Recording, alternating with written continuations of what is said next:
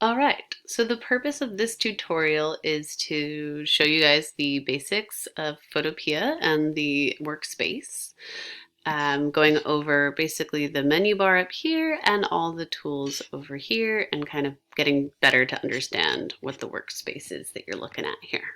And most, if not all of these tools we will go over in future tutorials. So we have tools here, menu options up here, and then this panel to the right is all the property panels.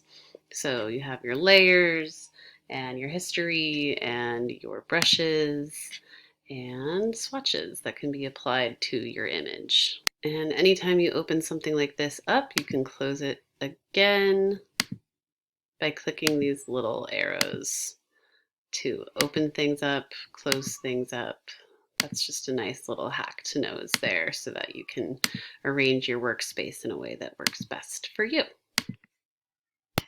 So for the files section on our menu up here, this is for creating new documents, opening files, and saving.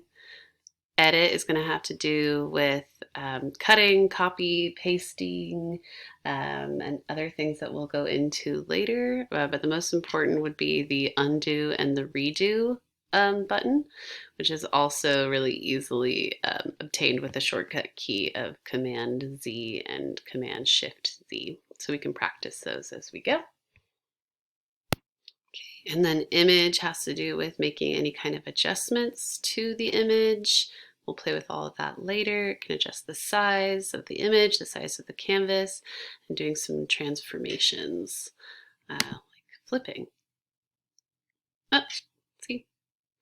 Okay, and then layer. And this layer menu allows you to make adjustments to the layer. Things can be done here or also over in the properties panel right here where it's under layers. So there's a lot more than one way to skin a cat. In other words, more than one way to do things in Photoshop and Photopea.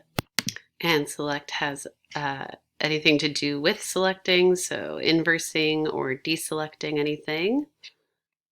And filter is a way to kind of play with different ways to affect the image.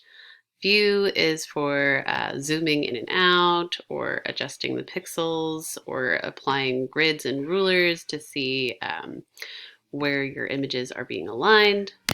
And window is a very important selection because it can help you restore any of these property panels that may disappear as you're working through different projects. Okay, and that's the menu. And then over here we have the properties panel, and we'll go over what each of these means in more depth later in further tutorials. But the thing you want to focus on the most right now, I'd say the most important, is our layers panel. So you see this word layers, and then you see these little icons which represent your image that you have separated into layers. So there's the white background, and then there's our little cat. And if I toggle over between these two, then it determines which layer I can be affecting. So if I wanted to get rid of, I mean not get rid of, but hide the background, I would click this little eye. Oh, and then we see these little gray checkerboard, which means that this is now a transparent background, and this little kitten is just floating in space. And now we can toggle that eyeball back on, and oh, look, the background is back, no longer floating in space. We could do the same thing, and we could replace the kitty cat just by clicking the eye. I consider that just like you're hiding it, closing your eyes, playing peekaboo with your layers.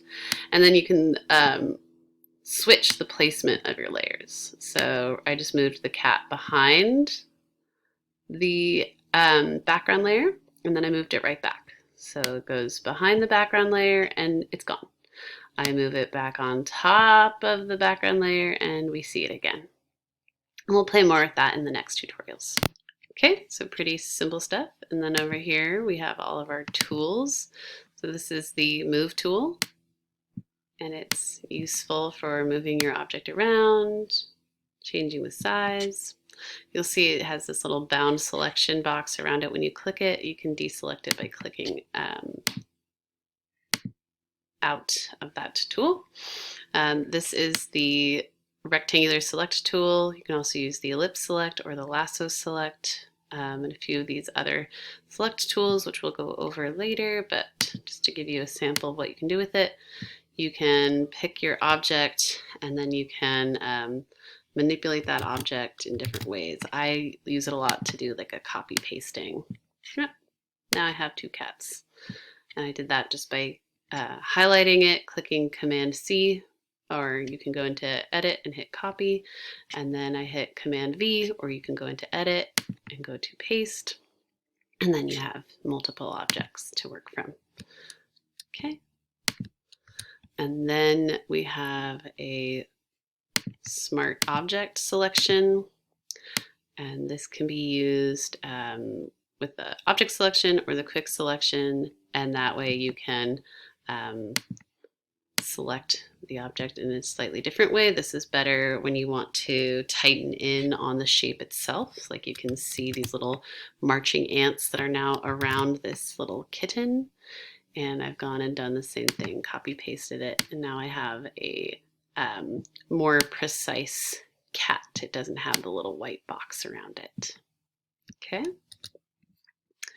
And then some of these other tools, crop tool, that can help you adjust the image like we went over earlier. And then we'll go through the rest of these tools in other tutorials, but the main ones you want to think about are the zoom button, this little magnifying glass down here. You can zoom in, zoom out of your image. And then this little hand tools helps you move things around. And then your color swatches. Okay, so those are the basics. Yeah, so I hope you enjoyed that basic orientation for how this is set up, and we'll go into more detail with the other tools in future tutorials.